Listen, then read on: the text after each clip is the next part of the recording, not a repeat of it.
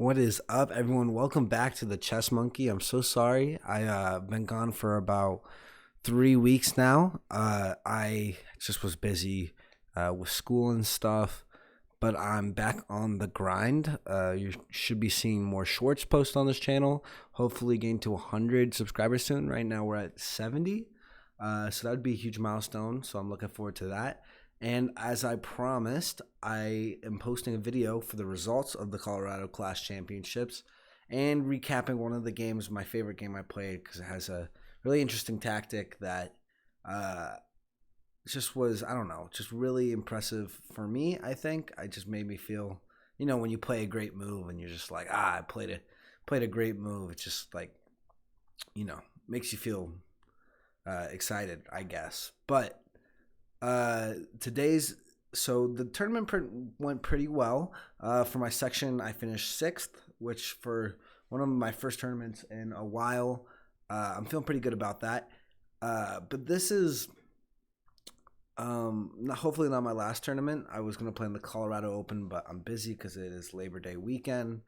So yeah, I'll keep you updated. I might start playing matches at the Denver Chess Club. So if you want me to recap those, let me know.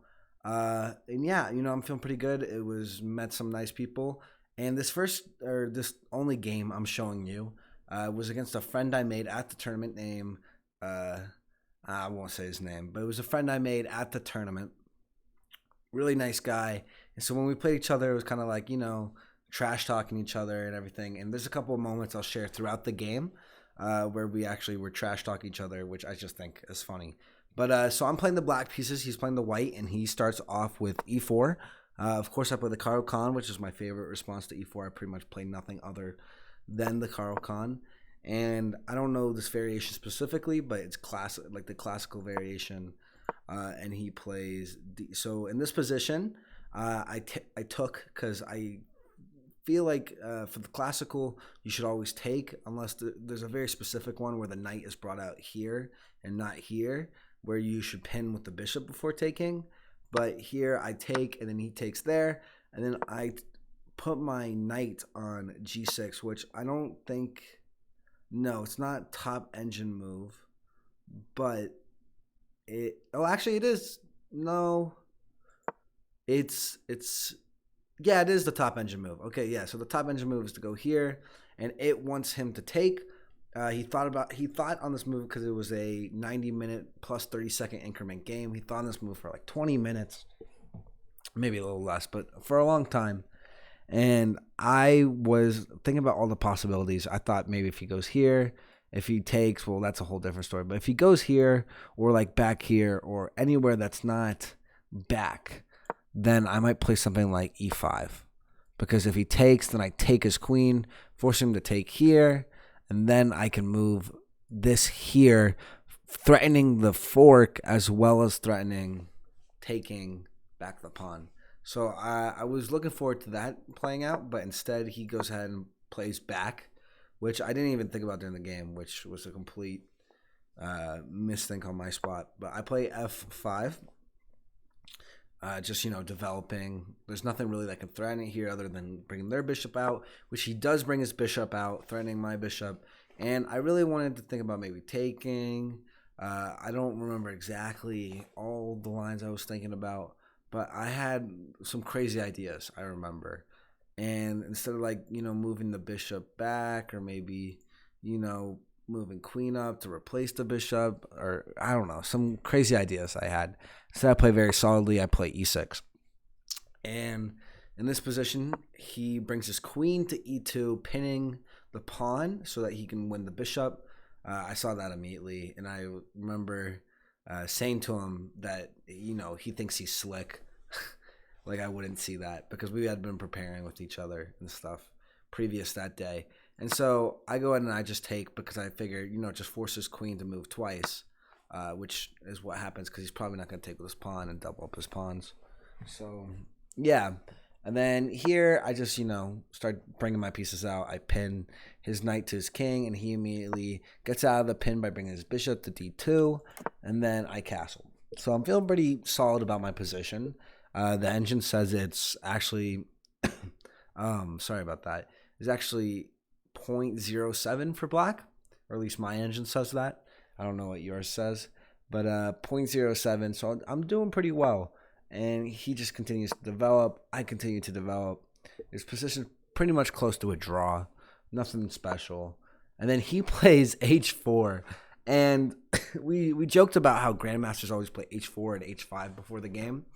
And I was really threatened by h4 because I really wanted to push this pawn up, maybe go here or go here, add some pressure, or I don't know, just build pressure on the position on this side. But I was afraid of what if I play anything else and he just pushes, and then I don't know what he's gonna do, but I don't want to see it. So I laughingly played h5 and said we're grandmasters, which we're laughing at. But yes, so he immediately plays a3, and I remember I played queen to d5, and I thought I was so smart, because he can't take here, or I take the rook with check, and he's not doing very well in this position.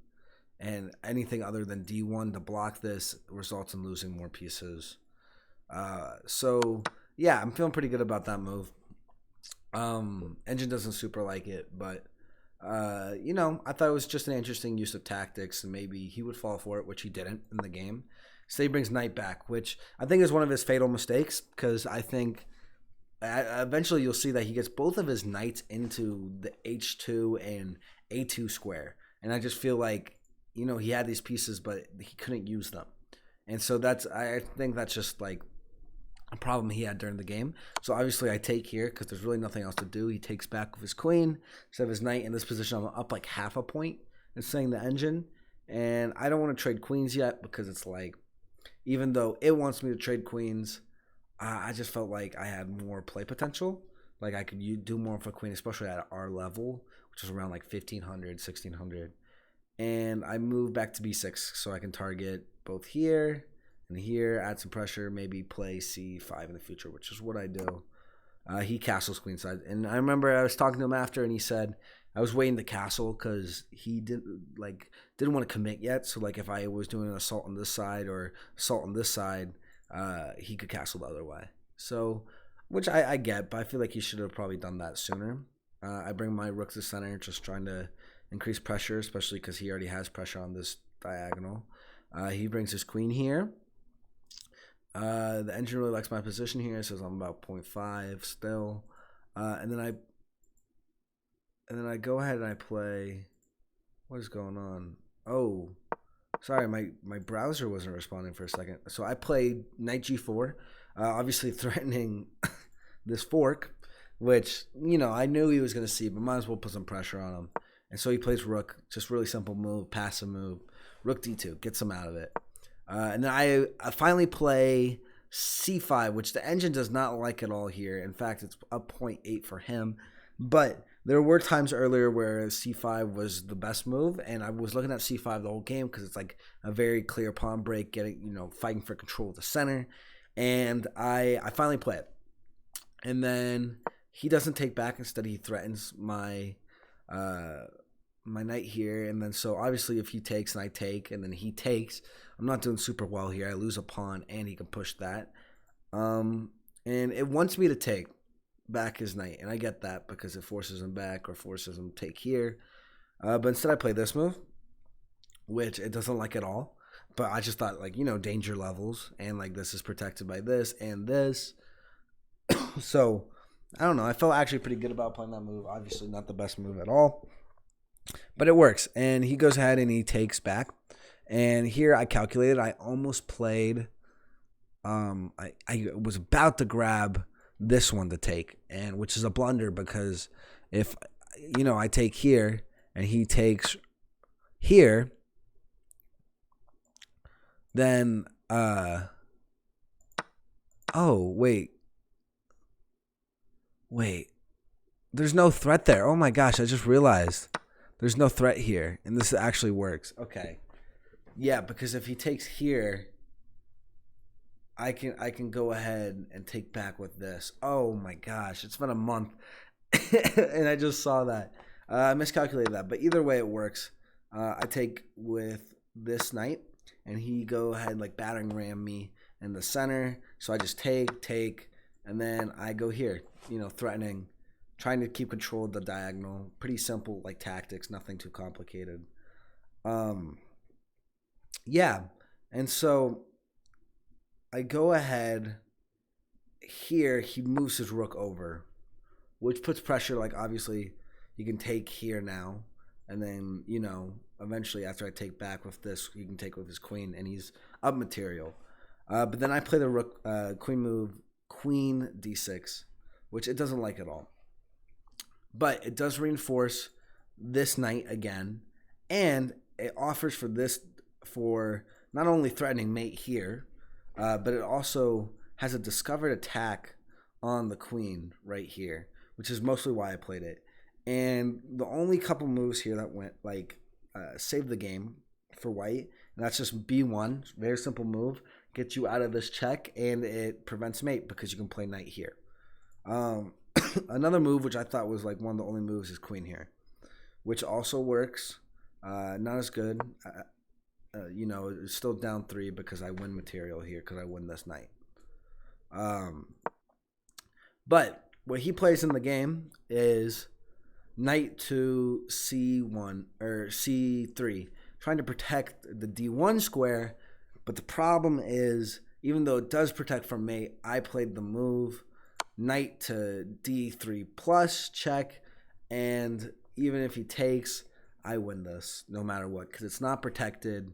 But in the game, he just slides over, and I just take here, and I am up like 19 points. The engine is saying 20 points plus in this position. And we played the rest of the game out. Obviously, I'm not going to go through it, mostly because I didn't write it down. But I mean, it's just like converting a win here. Pretty easy stuff. And I get the checkmate probably in the next like 10 moves. Great game though. He's a great competitor. I'm gonna be help him prepare for the Colorado Open, and I'm looking forward to that. But yeah, so I felt really good about this tournament. I felt really good about this game, especially with this tactic at the end with the discovered attack, discovered check. No, discovered attack, not discovered check. My bad. Discovered attack, and it was great to meet people like him, and I met a couple other people. And I went with a couple of friends, and it was actually a great time. So if you're thinking about playing in any tournaments, I think you should do it. I think it's a great community. I think people are very accepting there. And yeah, so go ahead. I think, thank you so much for watching. Please subscribe. I'll be back on my grind recently, I promised. And there's a lot of great chess content. I'm thinking about starting some stuff. I got some stuff in the works, especially for 100 subscribers, which will be a big deal for me, and I'm going to turn my subscribers on because right now, I'm looking for that triple digits to turn that on. But thank you so much, everyone, for watching this and supporting me. It means the world to me, and I'll see you in the next video. Bye-bye.